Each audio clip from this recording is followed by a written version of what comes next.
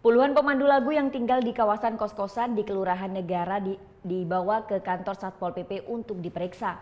Penertiban ini dilakukan untuk memberantas penyakit masyarakat jelang bulan suci Ramadan.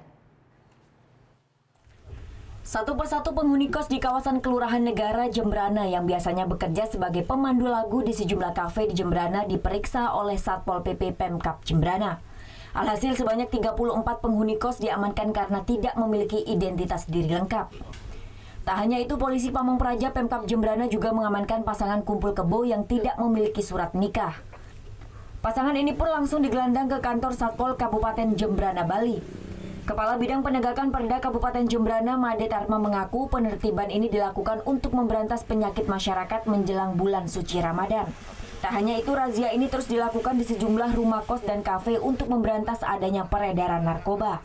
Tertibkan sebanyak 34 orang dan satu pasangan itu ada pasangan yang tidak sah. Boleh dikatakan itu kumpul kebo yang katanya nikah tapi tidak bisa menunjukkan surat nikahnya. Jadi yang 30 itu tanpa SKTS, tanpa surat keterangan tinggal sementara.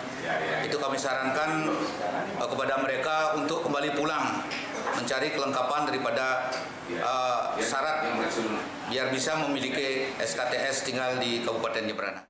Sementara itu, salah seorang penghuni kos yang ternyata penduduk pendatang ini mengaku baru tinggal di Jembrana, Bali seminggu lalu.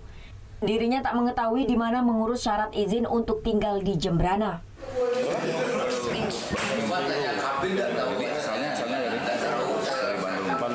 Kenapa ini kan menjelang Lebaran, Dek? Iya. Nah, kenapa kok bisa pilih? Apa alasannya? Alasannya apa sih alasannya? Alasannya jujur aja. Jujur aja alasannya apa? Buat Lebaran. Hah? Butuh uang intinya, ekonomi ya, kebutuhan ekonomi. Ekonomi. Keluarga belum? Apa sudah? Udah pernah. Udah pernah. Sudah pernah. Iya. Tapi bisa. Oh. Kelahiran tahun berapa? 96. Ini memang tidak tahu kalau di Bali itu harus perlu kelengkapan administrasi gitu. Tidak tahu ya. Dia bawa apanya? KTP aja kan. Puluhan pekerja kafe yang terciduk petugas ini akan dipulangkan ke daerah asalnya yang kebanyakan dari Jawa Timur dan Jawa Barat. Putu Wijana melaporkan untuk NET. Oh yang beneran? Iya, oke. Nah, udah kan untuk beritanya? Jangan lupa di subscribe, di like, dan juga di komen ya akun YouTube dari Net Bali.